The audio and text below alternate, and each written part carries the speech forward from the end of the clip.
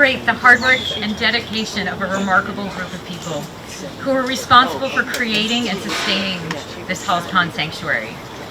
For those of you who do not know the story of this remarkable place, we have a beautiful program that board member Harry Brezier, who's standing in the back, prepared, which includes a brief history. Thank you, Harry.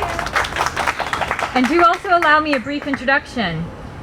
Halls Pond was once an enormous Atlantic white cedar swamp, referred to in the historical record as the Great Swamp. It extended from present-day Pleasant Street in the north, across Beacon Street to the south, St. Paul Street to the west, and Carlton Street to the east. It was inundated twice daily with 9-foot tidal flooding from Boston Harbor up the Charles River that enabled the white cedars to thrive.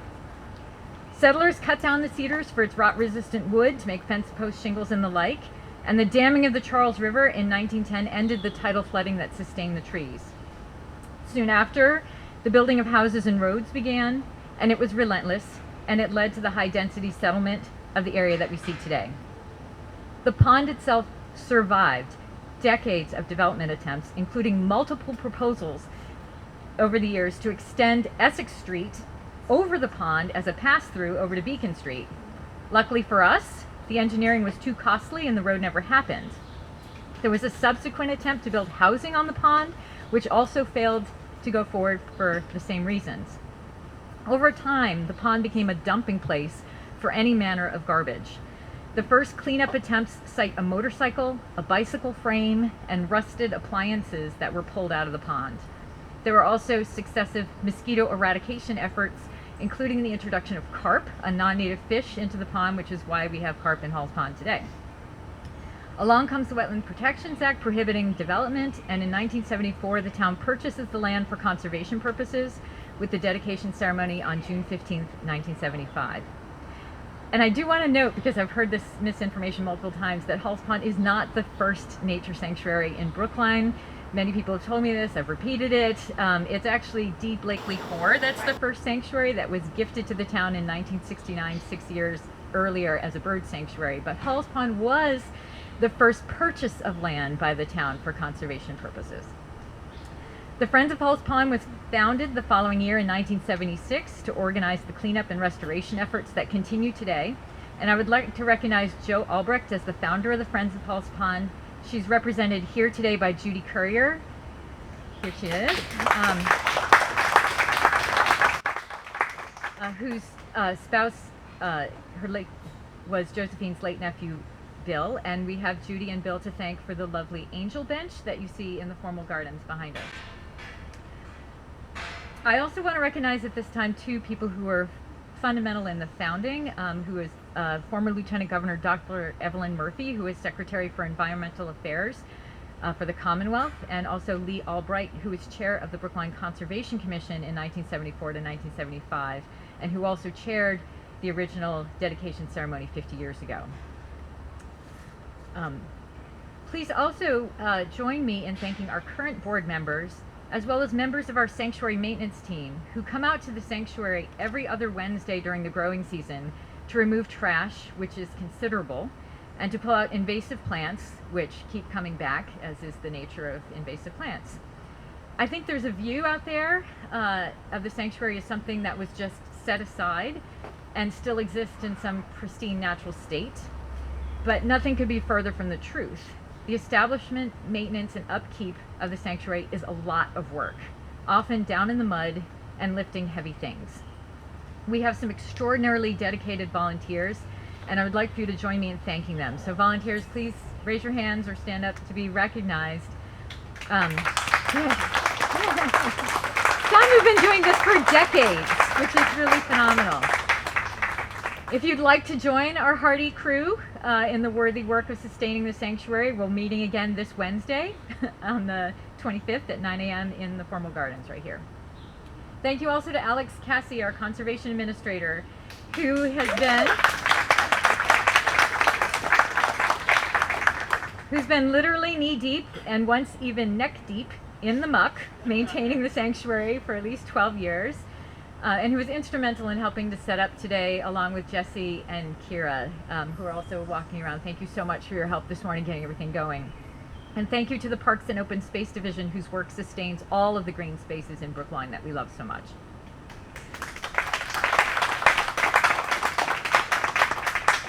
The order of what is to follow is that we will have some short comments by State Representative and former Halls Pond Board member Thomas Vitolo, followed by Chair of the Conservation Commission, Marcus Quigley. And then we will have our Halls Pond Heroes recognition to commemorate the wonderful people here who were responsible for establishing the sanctuary. And then for those who just can't get enough, we have current members who have volunteered to give pop-up talks on a walk through the sanctuary on various topics I'll introduce at that time. We also have refreshments and family activities that we'll take out as we enjoy the day. So again, thank you all for joining us today for the celebration of this beautiful place that has provided so many of us with joy, tranquility, knowledge, solace, inspiration, and community.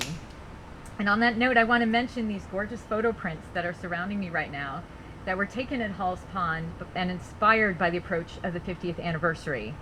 Award-winning Boston Globe photographer and Brookline resident Lane Turner took these photos and some 400 others as part of a project entitled A Year in the Life of Halls Pond. He did this throughout 2024. He presented 80 of the photos at our annual meeting a little more than a week ago and has produced a book from the project. So please be on the lookout for that. It is coming out. Thank you all for helping make today a special day, and especially thank you to my board for all of your great ideas and helping to put today's celebration together. So with that, I'd like to invite State Representative and former Halls Pond Board member, Mr. Thomas Vitolo, up to the podium. Thank you so much.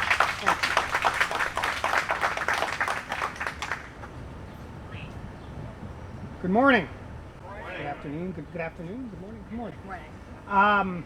My name is Tommy Vitolo, and for those who have known me a long time, they know that this is kind of where I got my political start. So if you are the kind of person who votes for somebody else for state rep, you can blame the people that Ann mentioned from 50 years ago who got this place started. I want to start by mentioning 4 people out of many who are not here with us today, who were part of my journey with Halls Pond and who are all really important to me. The first is Bruce Wolfe. He lived at 50 Pleasant Street, apartment 3D, and Bruce was nothing if he wasn't enthusiastic. He always had a massive camera with him, and in his later years he always had to pee, and so he was constantly watering the trees. He had no choice, he wasn't going to make it. And he gave me my first PhD. That was in garlic, mustard, and other invasives. He taught me how to find them, and we would, not just in Halls Pond, but actually around the neighborhood surrounding Halls Pond, maybe drift onto private property and pull a few invasives before they made their way here. And Bruce was a real friend. Bruce passed on a number of years ago. Another person who's not here today, who was a real friend, and who was as reserved and quiet in his leadership as Bruce was boisterous, was Frank Caro. Frank spent quite a bit of time here, and his leadership style was to hang back and quietly just damn do the right thing and let other people figure out what he was doing and follow him along. Frank lived on Elba and then more recently on Beacon Street, and Frank was another person who mentored me, if not directly, at least through proximity. There are 2 other people I want to mention who are not here today, but are still on this side of the soil. The first is Ferris Hall, who used to live on Amory and would bring his wheelbarrow, this sort of massive handmade bicycle wheel cart, to help drag branches out that were bigger than we should carry. And he was incredibly, at the very least, physically capable for his age. He was getting on many years ago, and he was just muscling things out and encouraging people along. And this was his front yard as far as he was concerned, and he treated it like that. The last person I want to mention is Betsy Sher Gross. who used to live up on Pill Hill and is now on the other coast, is now many, many miles away. And she wasn't a neighbor of Hall's Pond, but she was a neighbor of every park in this country, goddammit. And you were going to behave like that was true. This was her park because every park was her park, and not in a selfish way, but in a civic duty way, in an understanding that we don't get to have places like this by accident. We only get to have places like this if we fight for them, if we pay for them, and if we show up every week or every year on the cleanup and do our part. And she was all three of those things. Those four people are people who, in my life, helped me understand not just Hall's Pond, but the right way to do things. And I'm grateful for all of them, and I thought it was reasonable to mention all four of them today. I don't need to sell you on the importance of Hall's Pond. I don't need to sell you on the importance of volunteerism or on the importance of our DPW in partnering to make that happen. I don't need to convince you of much of anything. You guys are already in the right place for the right reasons. So all I'm going to do is read something my colleagues and I wrote at the State House and then move on to the next speaker.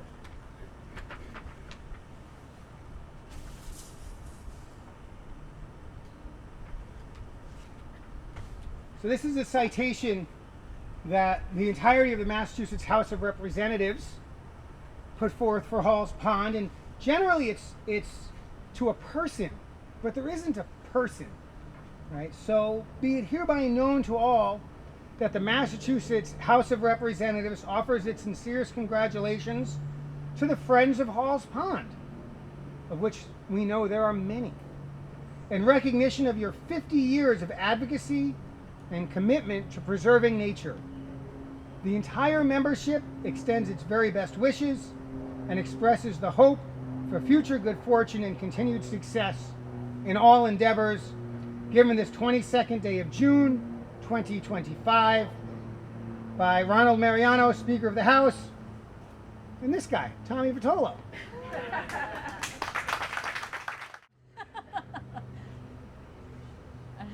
There's a camera somewhere. There it is. Hi, there you go. Thank you. Thank you very much. Now, I invite to the podium Chair of the Conservation Commission, Brookline's Conservation Commission, Mr. Marcus Quigley. All right. Wow, what a wonderful morning this is shaping up to be, and it's lovely to see everyone. One of the great opportunities I have, I'm an environmental engineer, is to tour around the country. And I get to see what many cities look like. And I get to see a lot of places that are protected. Hall's Pond is a special place. We all know just a quarter mile here, maybe even a little bit closer, we see 37,000 students at Boston University. We have a town of nearly 70,000 people that have on a day-to-day basis an ultra-urban environment that they're moving through. And this place is special. We just walked around, my daughter and I, Anna, and took a moment to look before we sat down at what we've really created. And I want to emphasize all the work that's gone in, but also the future, very importantly. These types of places are places that we need to work hard to protect. And I think it's about collaboration. We work hard at the Conservation Commission to support sanctuaries, these open spaces, but it's all of you, the volunteers, the folks who put this together 50 years ago today. And it takes that type of engagement to keep these places alive. And it's not easy. The DPW, the town, the volunteers, the board, the local residents, people that care to bring value to this place. And this is rare. When I look out at all those places across the country, we certainly have a lot of very wonderful urban environments, but a little pocket park in an ultra-urban area is not something that we see very often. And I just want to say, as the Commission, we are committed to supporting the sanctuary going forward and the mission it has and the values that it provides to everyone. This is a special place, and we're glad you're all here, and we look forward to the next 50 years. Thank you.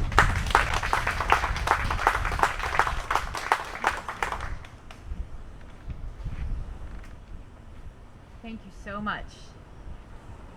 We are now at the Halls Pond Heroes part of the presentation. And I had this plan to just read through the list because I thought we were going to be way behind schedule, but it turns out we're fine. And some of the people I'm going to mention have asked to speak. So I think the way we're going to do this is I will still go through the list, and then if you would like to speak, I would love to hear what you have to say. So if you want to come join me at the podium once I get to the end, that would be fantastic. So I'll just give a signal and you can come on up and I'll let whoever wants to speak. And I hope you all know so much more about this place than I do. So I really do hope that you'll come up and say more about this, the process of getting everything here together. So I want to start with Lee Albright, who is chair of the original Halls Pond dedication ceremony and chair of the Brookline Conservation Commission from 1974 to 1975. She really helped to make Halls Pond possible, along with former Lieutenant Governor Dr. Evelyn Murphy, who was Secretary of Environmental Affairs for the Commonwealth and who also gave the keynote speech for the dedication of Halls Pond, the Halls Pond Sanctuary. She helped secure the funds and designate the status as a sanctuary, later went on to become our Lieutenant Governor and then to found an organization to promote wage equity. And in all honesty, she's one of my personal heroes. I grew up hearing her name over and over again in the news. Aaron Shute, Brookline's Commissioner of Public Works, who started in Brookline as the Conservation Commissioner, then became Director of Parks and Open Space before becoming Commissioner of DPW. She worked on the project to combine Amory Woods to Halls Pond and to construct the boardwalk that we all enjoy, and that will be replaced soon for all those noting how worn out it has become, among so many other projects. And here on the board, we talk a lot about how fortunate we are to have someone who is the commissioner for DPW who really understands green space. We are so fortunate here in Brookline to have that that focus because green spaces mean so much to all of us here. Ellen Forster, co-president of Friends of Halls Pond for 11 years from 2009 to 2020. She co-wrote the work plan for the sanctuary from 2010, and as a garden landscape professional, she has continued to work with the board on every community day.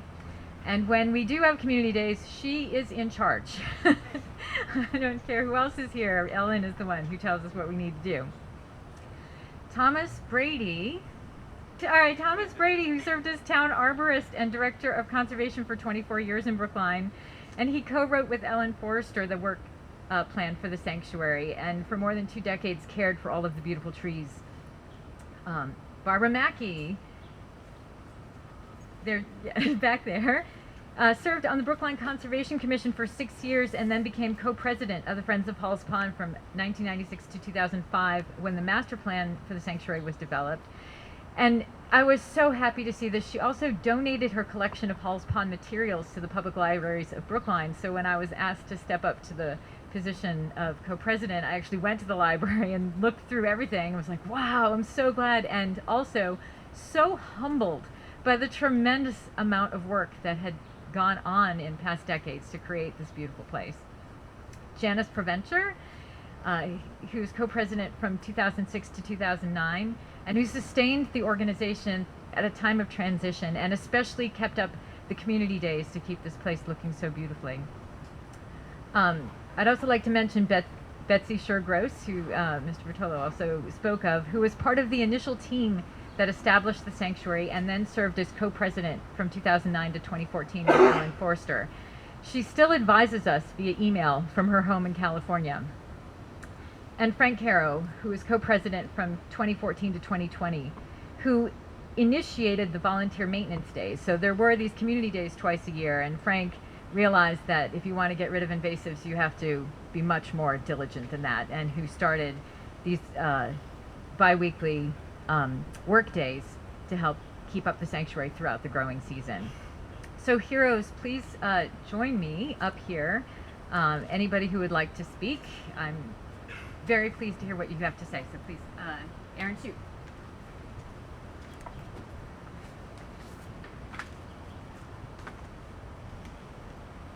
So thank you very much. My name's Erin Chute. I'm the Commissioner of Public Works. And I think the first thing I want to do, and really every opportunity that I have, is to recognize the Department of Public Works staff. The ones that are here, they work quietly behind the scenes. They care so much about all of our public assets. You have tremendous support from Alex Cassie, from Jesse Waisner, from the rest. So if we could just give them a round of applause.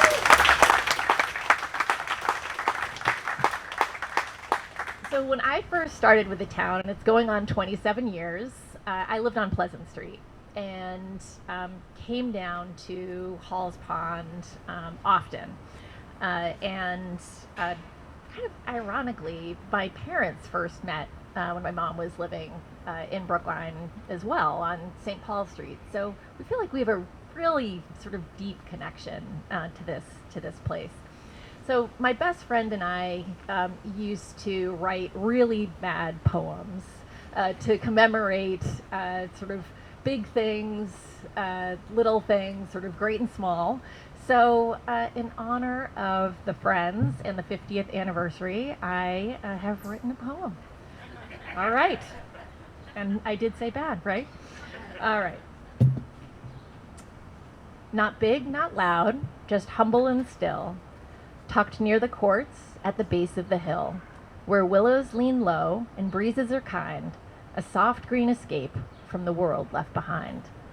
Yet long before then, before streets had a name, when the land breathed quiet and no fences came, it started, of course, as a sweet cedar swamp land, with peat underfoot and no human hand, where herons would visit and frogs used to hum, and silence was part of the pond's native drum.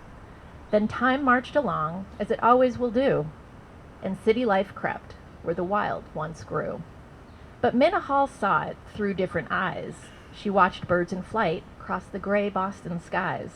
She rallied with women in hats stitched with care to save the wild birds from hat pins and flare. They launched a movement, fearless, refined, to save birds from fashion and humankind. She dreamed of a future where birds would still sing, and left us this refuge, this wild offering.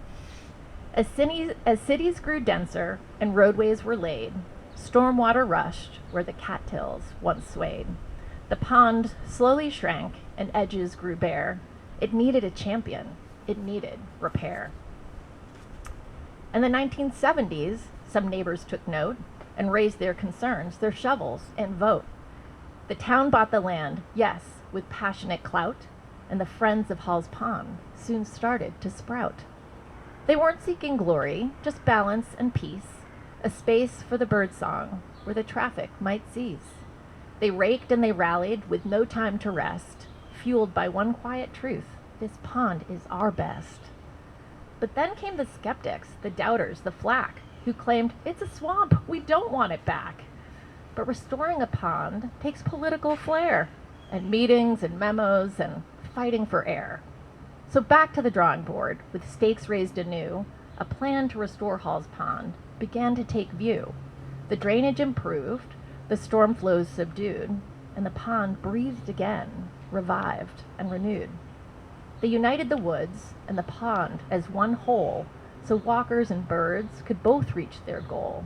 A sanctuary stitched from old roots and new beams, connected by vision, sweat equity, dreams. The boardwalk was anchored with helical piers, a feat that took vision and quite a few years. And by 2002, the great work was done. A wild was reclaimed, and a new age begun. From Barbara to Betsy, from Lee to the rest, they gave it their all and gave it their best. They honored Miss Albrecht with granite and wings. A stone angel now watches over seasons and springs. And 50 years on, what a legacy made. I've seen children laugh in the willow's green shade. I've seen lovers strolling and elders at rest, and one nervous young man on bended knee in a tie and a vest. I've seen people gather in joy and mourn in sorrow, grieving a loved one, unsure of tomorrow. I've watched someone practice an aria low, letting their voice match the breeze as it blows. Some sit and reflect while the woodpeckers tap and the sounds of the city fall gently to nap. This place is a balm, a quiet embrace, a jewel of reflection, a soulful green space. It's more than a wetland, it's memory and place, it's healing and heritage, community grace. A place to reflect, to restore, to belong, a place where the birds can still sing a song. And the friends, oh, the friends, you magnificent crew, with the grit of New England and hearts that are true. You're the reason this place is still whole. You rake and you weed and you reach for the soul. You educate neighbors and fundraise with grace. You care for this pond like a cherished green space. You've welcomed young students and watched nesting birds. You've tended with action, far louder than words. So instead of a toast, I offer this rhyme to honor your labor, your hearts, and your time. Let's lift up this space with each step we take. It's sacred because of the difference you make. Thank you to the friends and congratulations.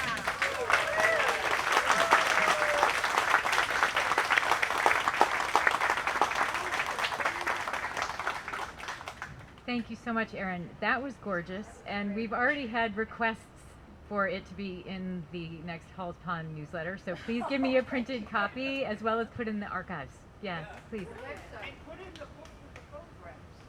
Oh, interesting. I'll see. I think it's already in print, but I'll see. It's a nice idea. There's certainly plenty of opportunity for people to publish about this absolutely gorgeous place, and I hope people are inspired to do more to let people know what a great place this is. Our heroes, are there others who would like to speak? You're all so quietly standing back there. Please come up, Judy. Yes. So I'd like to introduce Judy Courier, who is the niece of Joe Albrecht.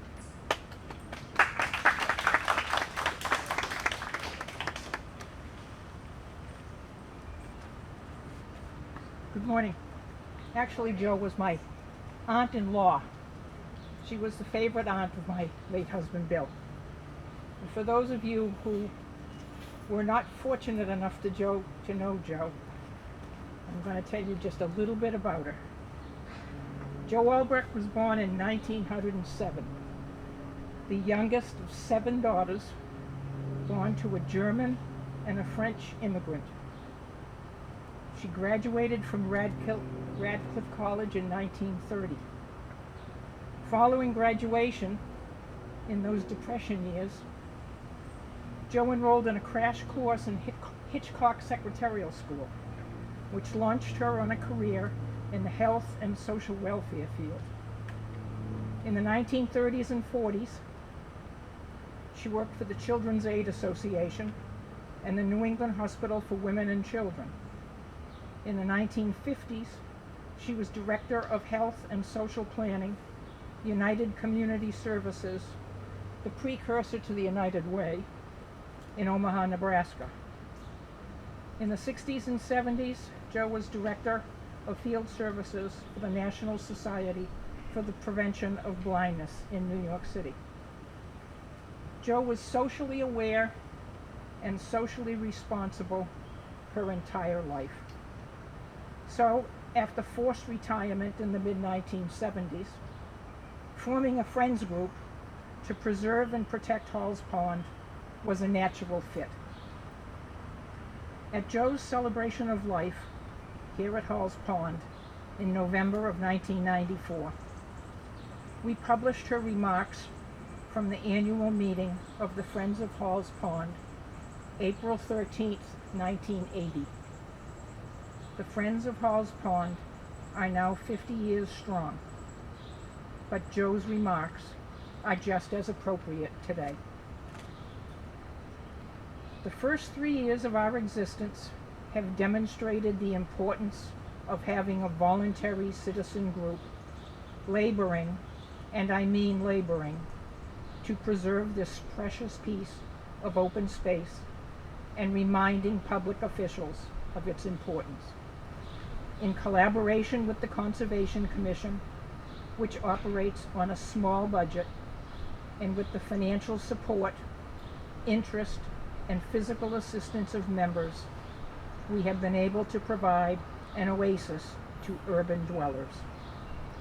Natural scenery, has a tranquilizing effect on the human body and spirit. I leave with you the deep-rooted conviction that we need to preserve whatever breathing space remains in this community. With the somber nation of current news and events, there is need to inject a cheerful note. Let us take comfort in the fact that we can, in our own modest way, preserve and defend a bit of Brookline's natural resources and wildlife for the pleasure of generations to come. Joe would be so proud to see this place today, and on her behalf, I thank you all for all your efforts.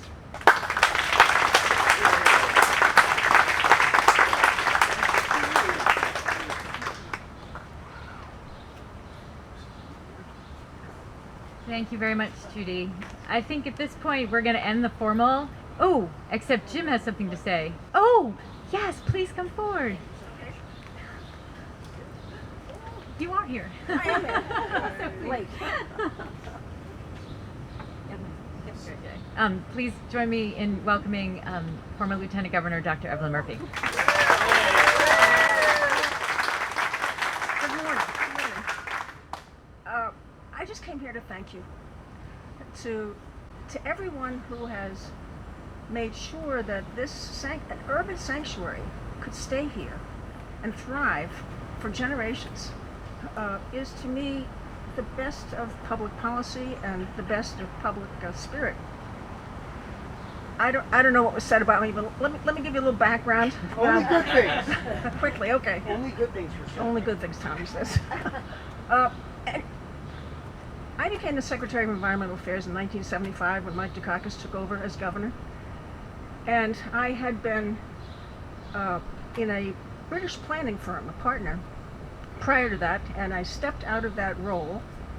The British planning firms throughout the country and the world were planning with urban open space in mind while they were building new towns, like Milton Keynes outside of London. I brought that approach and those values to my Secretary of Environmental Affairs position. And having taken over from, now I'm going to get political, forgive me please, but I would take over from a Republican. And the Republicans were putting all the public monies from the federal government out in the hinterlands or in nice state parks, but you had to have a car to get there. And to me, the breakthrough was to say, we're not going to spend any more money outside. We're going to start reinvesting those federal monies in cities and towns in urban areas. Fran Meany, whom I hope was mentioned earlier, was a close colleague of Mike Dukakis, one of the reasons I became the Secretary of Environmental Affairs, and he talked to me about Hall's Pond. When I decided to reverse this kind of investment of federal monies into urban areas, Hall's Pond became the top of the list, along with what is now called the Columbus Park, downtown Boston. These were the two places that we started to put federal money into urban areas. So it has always been to me the symbol of an investment, public investment, that wasn't there before. And yet so important not just to all of us enjoying the open space, but your children, your grandchildren, everyone having an opportunity, and the wildlife itself. Because urban areas do form a very important habitat for many species, as you know as well as I do. So to me, this is one of those wonderful moments. It wouldn't happen if it hadn't been years and years and years of everybody pitching in, making sure this stayed alive and rejuvenated. So I can't thank you enough for the dedication that has gone here over generations. It is profoundly important for our young people to see this model. It is profoundly important to the quality of our lives. So thank you, thank you, thank you for all you've done to keep Hall's Pond a very special place, an urban setting, an urban park, and a symbol for the rest of the country as well. I can't tell you how many other states followed our example when they started reinvesting in their urban open spaces as well. So we were a model then, we continue to be, and it's all thanks to all of us together. Thank you.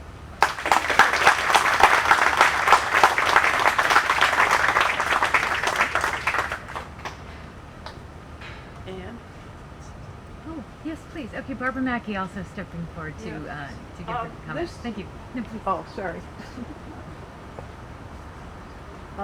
This is an addendum, actually, to what we've just heard. Back in around 1995, we had an event that pulled people together that was led to the master plan, which is still in book form and can be found. But what I wanted to say was around that time, we enlisted people from Mass Audubon to come talk to us and visit. And the connection, as you may know, is to Minna Hall's house up there and her ownership of the property, which gave it the name Hall's Pond. But the Mass Audubon connection was highlighted, especially in the mid-90s, when I think it was their 100th anniversary. And we had John Mitchell come, and he was the longtime editor of the Audubon Sanctuary magazine. And what he led tours and he spoke, and it was we had a number of connections of people speaking, but he pointed out, this is what I remember the most, is that Hall's Pond, if you look at it, look at an aerial, it's this little green space, Fenway Park is down there, and he said, this is even more important for wildlife because it's on a flyway, it's in the middle of development, and because of its location and the fact that it's been protected, it's even more valuable than lots of open spaces outside. And I always carried that with me. I think it's really important. And thank you so much for highlighting the urban connection, the importance of urban wildlife. Thanks. Thank you so much, Barbara. And I understand that our select board member, John Von Soyak, is with us now. So if you'd like to come say a few words, we'd welcome you to join us up here. Please join me in welcoming select board member John Von Soyak.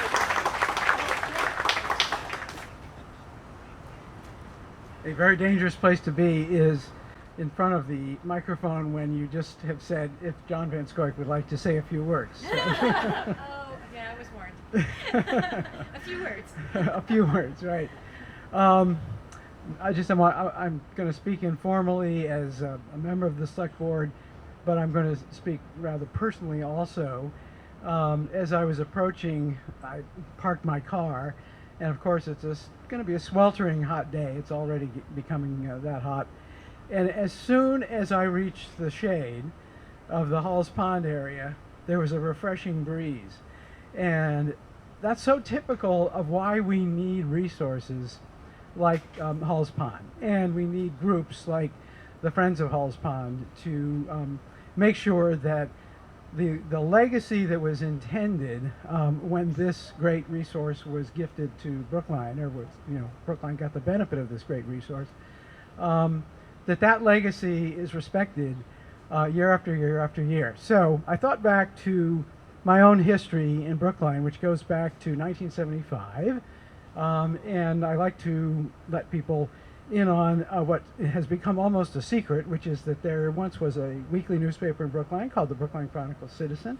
I was the editor of it for 10 years, and in my very first year as editor of the Brookline Chronicle-Citizen, one of the very first articles that appeared in the newspaper under my editorship was a story about the founding of the Friends of Hall's Pond.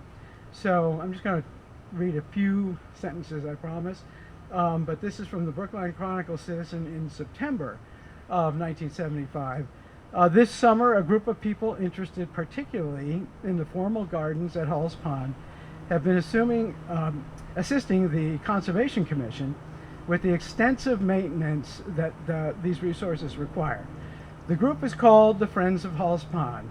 The Friends lists close to 100 members with 5 founding members. The 5 founding members are Josephine Albrecht, Ruth Clapp, Dorothy Arvidsson, Elizabeth Little, and Nancy Hall.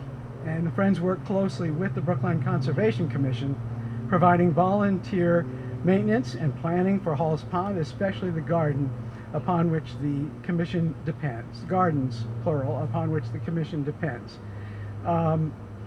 I like to emphasize that what this article makes clear is that Halls Pond is both a resource that is under the governance of the town of Brookline and the Conservation Commission, which, by the way, is appointed by the Select Board, but also a resource that depends very much on the willingness of volunteers to be part, just in the spirit of community, to be part of preserving this resource.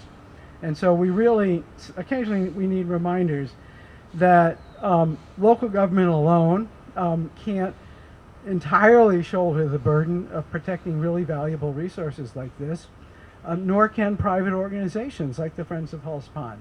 But when they work together, wonderful things happen. And the Friends of Halls Pond have been part of making wonderful things happen for now half a century.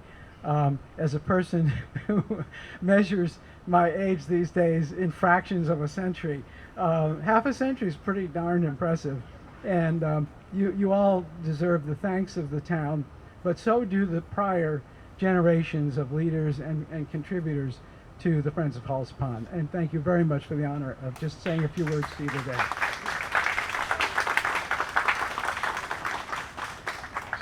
Thank you so much. And last but not least, I do want to recognize Seanlyn Jones, who's here, who is the chair of the Brookline Green Space Alliance, who is so generous in supporting Friends of Halls Pond, particularly with their park PIP, PR Board, got me here, PIP, with their PIP grants that have supported recent renovation efforts in the pond. Thank you so much, John. I'm John Fletcher, and I'm the other co-president, and I've been AWOL due to health issues, but I wanted to give my co-president a shout out. She can stand and drive. I also want to thank the board who has backed our efforts at every turn. And I want to thank everybody who showed up. Thank you. So with that, we're going to end the formal part of our ceremony. And initially we had some pop-ups planned. So Mia was going to speak about insects, and Ellen was going to speak about plants, and Alex is going to speak about invasives. But I think at this point, there's so many people here who have so much knowledge. I'm going to invite you to go on your own walks through the sanctuary and join each other in groups, because I know there's so many people who haven't seen each other in quite a while. So I want to give you the chance to socialize. We do have a refreshments table over on the lawn area. And I would like to ask Erin, Ellen, Janice, Barbara, Evelyn, Tom's no longer here, so I'd like for you to come forward. We have something special for you. So please join me up here, and thank you again, everybody, for coming.